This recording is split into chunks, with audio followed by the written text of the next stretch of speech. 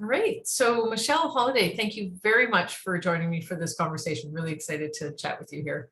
Thanks for inviting me. Always good to talk with you, Lorraine.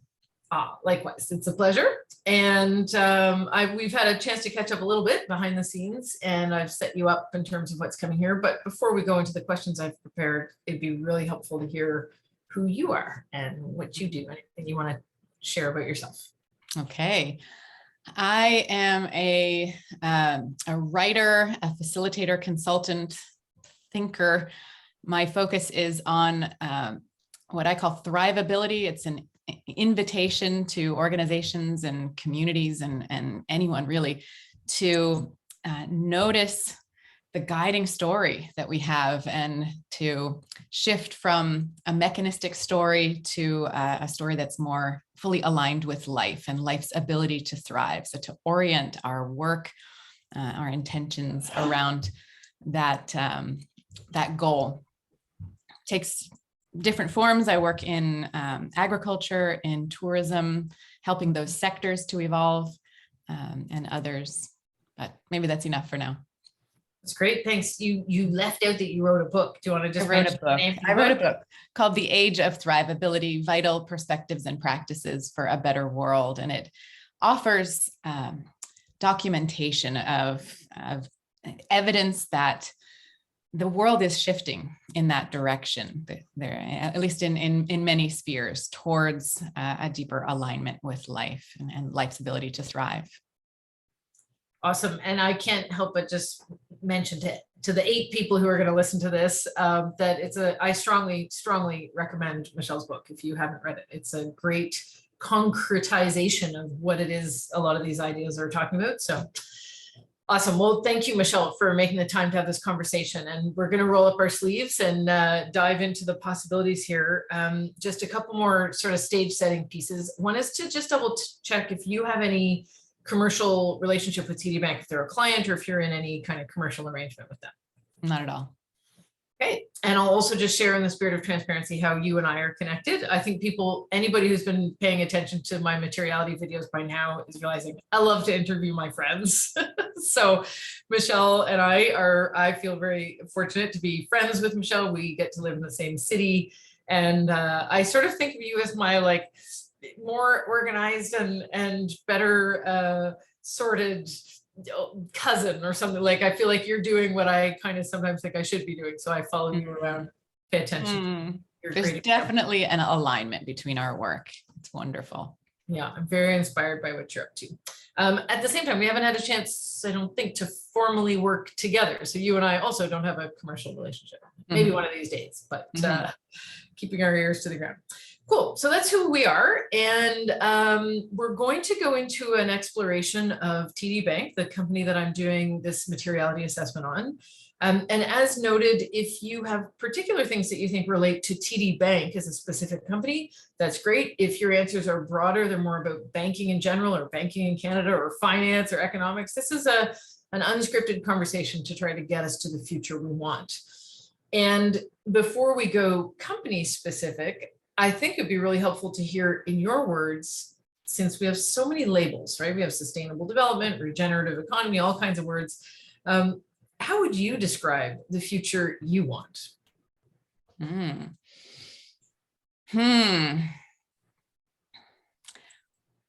future I want is one in which we are guided by this definition that I offer of thrivability, the informed intention and practice of enabling life to thrive. Informed because we have some sense of what that takes, what it means, and what it requires of us to enable life to thrive. What are the fertile conditions that have to be cultivated and for any living system, including our organizations, our economies, our communities to thrive. So we're informed, that's our clear intention. It's obvious to all that the purpose of any activity, of any project or work or even conversation is to serve life's ability to thrive. We're explicit about that. It's front and center in every conversation, especially every business and financial conversation. So informed intention and practice, it's an ongoing practice, a life practice on an individual and collective level. So again, especially in our collective realms, where more than anywhere else, we have an opportunity to craft a practice ground for a more thrivable world. So any project, any enterprise really needs to become that this is at the heart of that intention. So informed intention and practice of enabling life to thrive. That's the world I want to live in. Love it. Yeah, I want to live in that world too.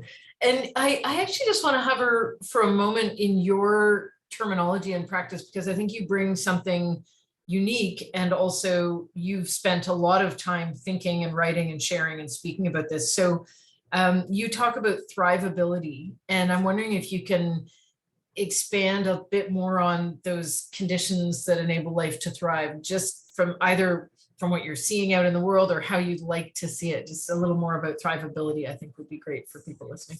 Okay, thank you for asking. It is a more holistic perspective. We see, in contrast to the dominant narrative that tells us everything operates like a machine and that everything is separate, that we are separate from our organizations, we are separate from nature, that we exist to compete and consume, that productivity and profitability are the only things that matter, and that scale and efficiency are the best ways to get there. That's the existing story. And in contrast to that, thrivability and regeneration. Regeneration is a related term that is really rising in popularity without a whole lot of broad understanding of it. But regeneration is a synonym for healing. Only something that's alive is able to regenerate itself. We in fact can't regenerate anything. We can only create the conditions for it to regenerate itself. And similarly, life is able to thrive. We can cultivate the fertile conditions. So the contrast with that mechanistic reductionist story is that we see whole systems, we tend to whole systems, including the individuals, the parts within an organization or a community, and the diversity and contributions that those people are able to make, and how they're nourished in the process. We tend to the patterns and structures of relationship and flow and trust and playfulness and joy, because those are core to the effectiveness and the thrivability, the life that flows through any organization or community, that the parts come together in those patterns and structures of relationship in a way that enables the emergence of a new whole, new possibilities, new capabilities and characteristics. And in human communities, what supports that is shared purpose and something that's really meaningful. So part of that vision of the future that I want to see is that we aim much higher in our purpose, or maybe it's much deeper, but that we really set our sights on wisdom and healing and compassion in our particular way, the wisdom and healing and compassion that are only possible in this configuration of people, in this place, at this moment. And the final piece is that we recognize we can't control any of that, but we can create the conditions and follow inspiration, follow life's inspiration, tune in a stance of stewardship and profound service. Amen, sister. All right. Thank you. I'm glad I asked. Okay, so let's dive into TD Bank and see what comes up in this moment. So, and you're going to see me looking off screen a little as I'm checking some notes and going through a few documents here. So let's think about the positive impacts and activities for a moment. And in as much as you're able, if you can talk about what positive impacts, activities you see from TD Bank, or if you want to broaden it to banking more generally, that you think are contributing to those conditions that enable life to thrive. What do you see happening today? Well, I have almost no interaction with TD Bank specifically. The only interaction I have is that in my neighborhood, I live in a lovely little neighborhood called Monkland Village, and it really does feel like a village. There's kind of human scale development, shops with an apartment above, maybe it's another level above that, but feels very welcoming, and lots of interesting, primarily independent retail, and lots of people walking. And at one point, a TD Bank appeared. And I can't remember now what it replaced, but I remember being irritated and thinking, do we really need another bank? I don't understand. Who made this decision? And I sort of wished I had been consulted. What does this community actually need?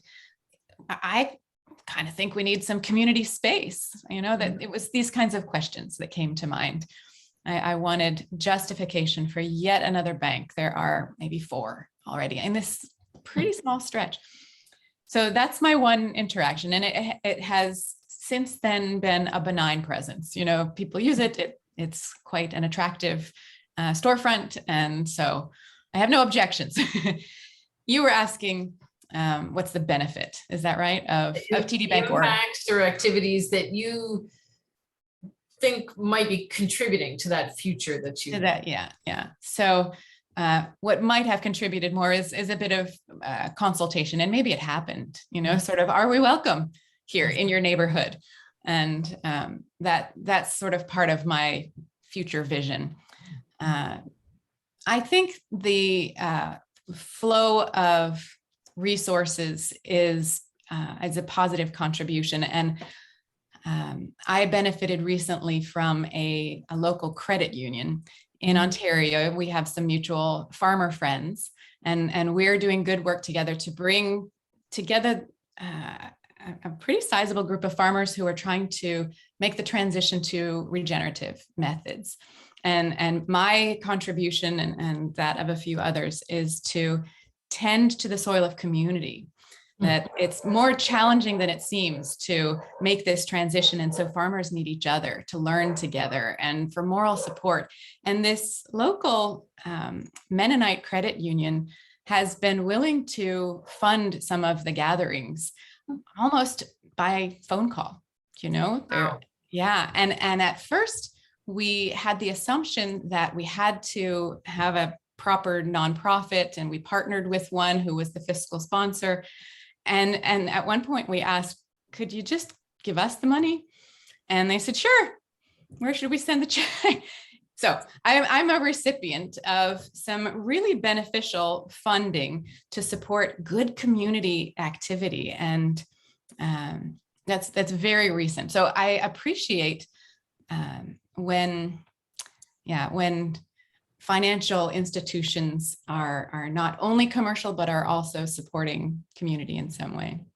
Are you able to name that credit union? I hesitate to, in case they get calls from lots of people to say, hey, I hear you just give out money. Yeah. Totally fair. Maybe I shouldn't. Totally And fair. maybe that was a very special circumstance because there were some strong relationships in place, including the context of a Mennonite community, and so. Yep. No worries. And it's interesting. I'm in the lucky position of having all of these materiality conversations. And so I can just hop across the Zoom window to another one, speaking with Bob Willard. So anybody who tunes into that one will hear his commentary around public banking versus private banking, and a really strong plug for more of that credit union approach. And somebody else who will go by anonymous in this assessment commented on the challenge of the mainstream, let's call them private banks, although they're publicly listed, that cannot write checks without a great big organization behind it with all kinds of accountability documentation. And so the organization that this person was trying to get funding for, which is an official organization but doesn't have chapters across Canada, was not able to get funding. So I think you're highlighting a really interesting impact, positive impact of capital flow that might be constrained by the model of a company like TD. Exactly. And constrained in so many ways by regulation, by bureaucracy, by the ability to be really rooted in a community and in relationships. So the trust can be there. Yeah. There's lots of places we could go here. I'm gonna steer us a little, knowing you're not sort of sitting in banking directly, but you are doing a lot of grassroots and then also kind of macro thinking, and you're local here in Montreal, but you also bring quite an international perspective from your background. So just thinking about these capital flows and other ways that banks or other financial institutions interact, what do you see it can be positive or negative. I'm going to jump around on the script a little here. What do you see as impacts and activities right now that either contribute to or undermine that future? So you mentioned the one there, like being able to just get money to help you do some really fundamental rethinking in agriculture. What else? What other activities or impacts come to mind? I am very concerned about how my banks, and others continue to contribute to oil and gas and really harmful industries that are absolutely not conducive to thrivability. So that actually, as you reached out with the invitation, that's what first came to mind. That Interesting. I would like to see a lot more responsibility, accountability, and change around. Banks have such a powerful position, and I would like to see them use it more for good. Yeah, and more explicitly for good, and not for bad, not in funding harm. Yeah. Yep. Absolutely. Other impacts or activities that come to mind? That's a big one. And I don't want to get you to say things that don't exist, but want to keep uncovering, turning over the rocks if it's there. Sort of, this is adding again to that same point, but I remember looking around for an investment advisor who was more aligned with my values, and met with one from, I think it was from my bank, and I don't want to name them either, but I remember him saying, when I said I would not like to invest in oil and gas or these other things, and he said, but everything is made out of plastic, and so we have to keep investing in those because we still need those things. And I said, no way. There are alternatives that are emerging. Why would I keep investing in the things that I don't want? Why wouldn't I invest in the plant-based alternatives, for example? So I still, how recently was that? Sorry to try. I think that was maybe 2 years ago. Oh, wow. Recent. So pretty recent. So I was kind of shocked and disappointed. Yeah. Still the attitude. Yep. Well, keep that. Is there more, or can I jump us into? Yeah, jump to something else. Okay. So with that lens of like what you're experiencing in terms of impacts and activities and what you'd like to see happening, I'm going to share my screen for a moment here. Just bear with me as I try to get this right. And just let me know when you see. I think I've only done this 1,000 times, so you think I'd be pretty good at it now, but it always seems to be. Okay, do you see a Google slide with your name at the top of it? I do. Okay, I'm now going to conduct a linear mechanistic exercise that is very foolish, and I'm going to ask you to humor me, although you can throw a tantrum and say no, or not even throw a tantrum.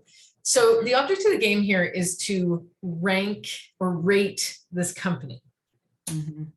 And we're going to use a scale that compares both the dimensions of societal health on the horizontal and ecosystem health on the vertical.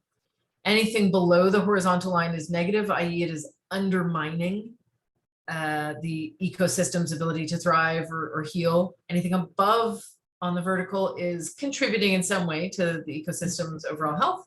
And likewise on societal health, anything to the left of the line is potentially undermining how society is doing, and anything to the right is contributing. And the very foolish object of the game here is to place, for you to tell me where to place this bubble that represents TD Bank. And you can tell me to put it anywhere, including in multiple places. The real exercise here is not where does the bubble go, but what comes to mind as you're thinking about why it would go where. So I'll sort of take instructions from you and listen to what comes up. Okay. And this is completely unscientific and, on my part and uninformed, but sort of general impression based on what I haven't heard more than anything. I don't know TD Bank to be more ethical than most. and I have some expectation that if they were, I would know about it, that I Mhm. would have heard stories from you, from others. So that leads me to assume that they are just in the pack with other banks who, yeah. I feel like there should be sort of a do do do do. Yeah, that's right. sound. You put them above, do you see them as contributing to the future we want, or are they undermining it? And more or less on a societal or ecosystem? Yeah. I think I have to put them in the negative, but maybe just slightly on both counts. And that's in particular in comparison to public banks or credit unions, where I see a much greater alignment of values, that there's the values of community and society and members are at the center explicitly, whereas a commercial bank has money at the center. This is my assessment, uninformed. And if ecosystem health and societal health somehow can be justified, that's great. If not, we'll hide it or hope nobody notices. Yeah. Yeah. And it's not that no good happens. I have a commercial bank account, so that's a helpful service to me in doing good in the world. But I think ultimately it needs to change. And there's a whole entanglement with things that I don't understand well of debt and the money system. So from my very uninformed perspective, I put it somewhere in that bottom left quadrant. And have I got them in the right spot? Would you put them further down or to the left, or do they seem about right there? A little further. Sort of a little bit more to the left and down, and sort of 2 over, 2 down. Let's stop there. Okay. Great.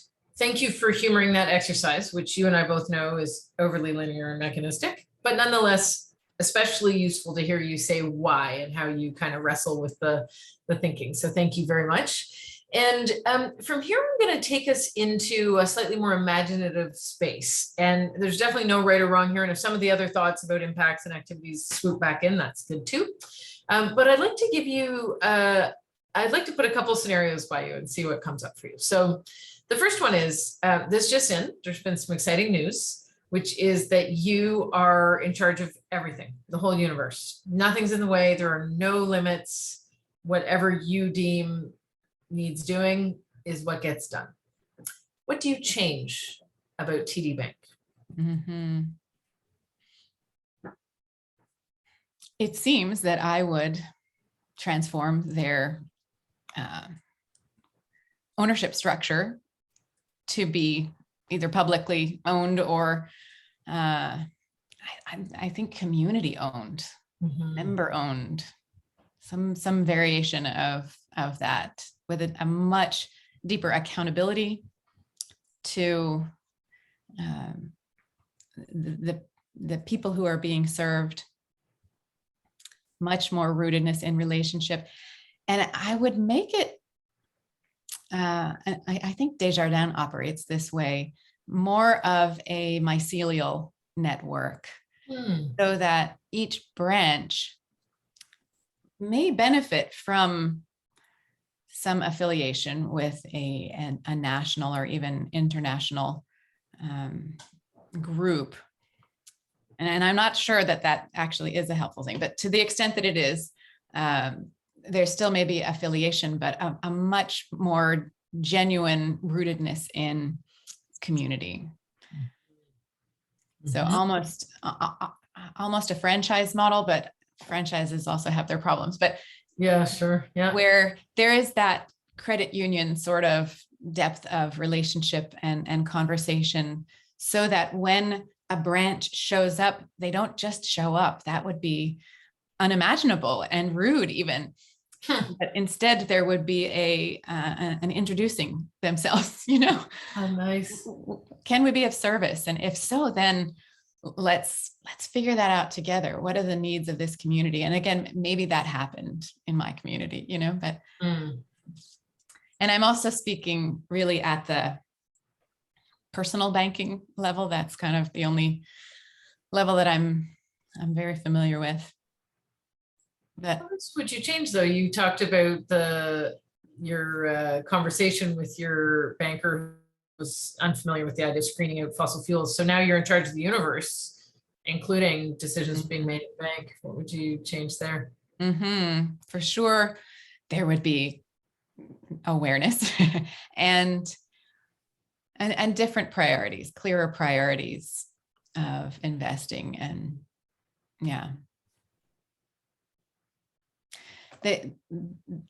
you must be familiar. Yes, Marjorie Kelly and some of the new, yeah, I love March. New options for lending and investing that are grounded in community. And I'm not familiar enough with them to describe them, but that's a real part of the future I'd like to see. And if I were in charge, I would say, Marjorie, come on. Oh, I love it. How do we do this? That's great. It's a good reminder. So I'll just say the words here so they'll show up in the transcript and be very searchable. Things like the Democracy Collaborative, where Marjorie Kelly has been working, her book, Owning Our Future, which profiles several alternative ownership models of the corporation. And then, of course, the Divine Right of Capital, which kind of basically changed my life. It's the reason I'm here having this conversation with you. And I've told her that enough that she's probably like, stalker, but yeah, that's great. I love that mention. Great. Well, although I wish it were real news, I'm sorry to say it's been debunked. It was fake news. You're not really in charge of the universe. So that scenario has ended. However, a new scenario has come along that's almost as good, which is the CEO of TD Bank, so Bharat Masrani. He has deep respect for you. He wants to know what you're thinking. He takes your calls. He definitely has time for you. The thing is, he's really, really busy. So he's actually only got 30 seconds for your call. What do you tell him when you get him on the line?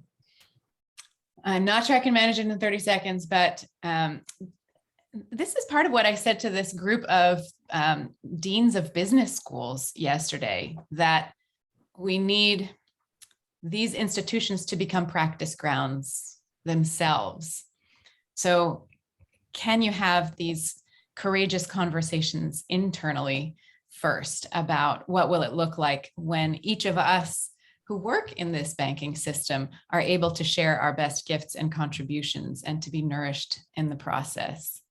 And what will it look like when our interactions are characterized by flow and aliveness, joy and playfulness, not only with each other working within the bank, but with our customers, with our community? What could that look like, where there's learning and joy and effectiveness?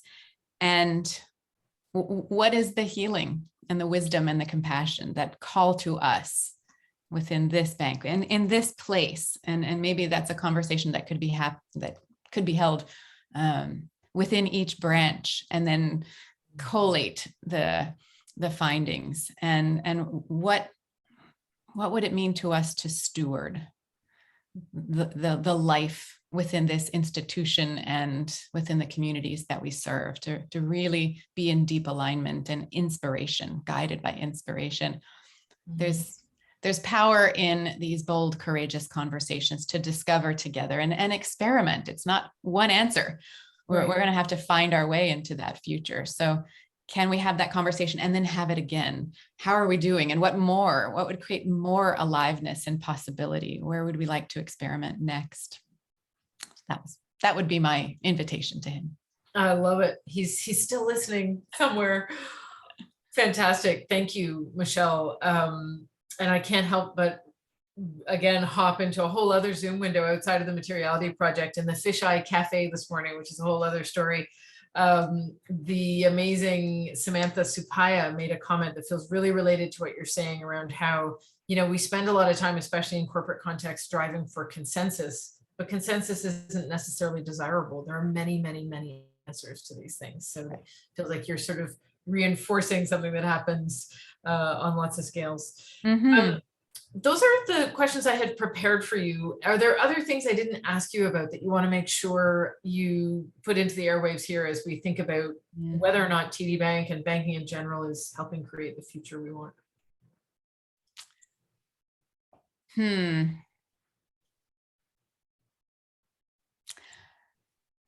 I'd really like someone to explain the monetary system in simple terms. And I don't know if that's the bank's responsibility, but I think there's sort of an opportunity perhaps for education of community so that I not only have access to transparent information about a bank's activities, but why those activities and why they matter and how they lead to that future. I need a little bit of help. Otherwise, my assumption is that you're doing harm. So maybe it's worth investing in conversations with community so that we all really understand what's at stake, what the role of money and finance is in a more thrivable world. And I'm saying I need to be educated. That is part of it, but I don't think TD Bank even has all of those answers. So somehow that's that open and bold and courageous conversation again. Yeah. Oh, I love it. And if anybody's made it to this point in the tape, I'll just note that you are touching on something that Mark Anielski, who's another person who's interviewed for this assessment and the author of The Economics of Well-Being, a book that is very kind of a great cousin on the bookshelf with your book. He explains the monetary system in his interview and knows it better than most. And as he has pointed out, and I've heard this mentioned and I couldn't help but agree, people don't believe it when it's explained because it's so absurd. I mean, the nutshell is money is created through debt and it's kind of created from nothing by the banks. Right. And I will also just note, having been in the trenches on this assessment and looking at, like, I'm sort of following trails. So we're going behind the curtain a little here, but since we're here, I'm following trails, looking for, so how does TD Bank express itself and how do those expressions bear out when I look around me and, what do I see? And I'm no financial expert. I have not been closely trained in reading balance sheets or financial statements, but been involved in reporting and disclosure and transparency for quite a while, and including in the banking sector. So I can kind of find my way around the documents. And what is astonishing is it's not you. You aren't, lacking education. I'll be blunt, and TD, if you're listening, it's you and all of your peers. When you read the marketing material, including the investor decks, you see all kinds of information about their portfolio, about dollar amounts, etc. But when you try to take one category, so the one I've been trying to follow, and it's like a cut and paste hell, is their wholesale banking, which is one chunk. They have retail in Canada, retail in the US, that's personal and it's commercial. And then they have wholesale banking, which is essentially investing, right? Lending money to build a pipeline. When you try to follow that amount, either quarterly or annually, it's like a shell game. You can see the category over here, you can see revenue over here, you can see percentage of portfolio. When you try to, and I'm looking at one quarter's documents, and I'm looking at Excel tables, and I'm looking at the exact same row, and it's like, I'm like, is it because this is in US dollars and this is in Canadian? Even having to ask that question is stressful. But when I do ask it and I answer it, I'm like, I'm sure the numbers were audited. I'm sure they are accurate, but what do they tell us? And how can you feel reassured that, yeah, okay, they're doing what needs doing? It is at best a multi-billion-dollar shell game that even if you wanted to inform your decision as an investor, you'd be like, I still don't understand what they did with the money. Right. So it's not you. No, I wrote an article years ago about measuring thrivability. I kept getting that question from MBA students when I speak to MBA classes. They always, first question, how do you measure it? And yeah, of course. and so I hosted a conversation about it to explore, because I didn't have a satisfying answer. And part of what came out is that the word accounting comes not from the root word for counting, but for recounting, to raconter, to tell a story. It's the intention is not at least only about how many things, but what is the story that this information tells us, including the numbers, but more. So what I'm hearing and what you're saying is that there's room for a need for more of the story to be told, and not only the numbers to be reported. I love it. Yeah. Oh, Michelle, thank you so much. This is a fantastic conversation. You've given me all kinds of insights to go forward with as well. Really appreciate your time and thinking. Thank you. Good. Thank you. All right.